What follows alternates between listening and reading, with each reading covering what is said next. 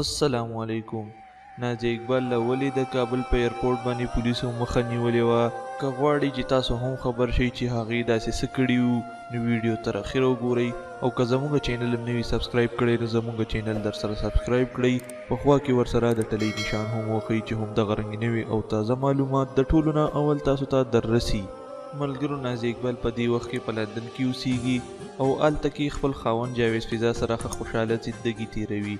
هغه په مخکې ورځو کې کابل ته یو کنسرت دپاره را روانه وه، او کله چې د کابل ایرپورټ ته راغه نو د کابل ایرپورټ باندې پولیسو ونیوه او د دې نه پاسپورټ هم واغستو. نازي اقبال د پولیسو ایسارولو وجه دا وه چې هغې سره ری انټري ویزه نه وه، ولې چې دې ویزه نه وه نوې کړې او دا د لندن نه ډایرکټ افغانستان ته راتله، او افغانستان د قانون ایله په هفته نیمه کې جوړ کړی وو چې دې ته د دې باره کې معلومات نه وو او دې دا ویزه نه وه نوې کړې. د افغانستان اعلی چارواکو بیا نازي اقبال ته اجازت ورکړو چې دا د پاکستان ته لاړ شي او هلته دې د افغانستان سفارتخانه کې نوې ویزه واخلي او بیا د افغانستان ته راشي او دلته د خپل کنسرټونه یعنی لایو شوګان دې وکړي.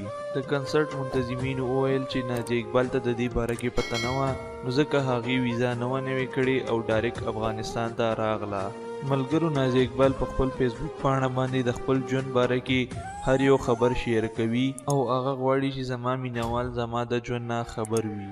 ملګرو، زموږ نننۍ ویډیو تر دې ځای پورې وه. د ویډیو باره کې تاسو څه نظر لرئ موږ سره کمنټ کې شریک کړئ.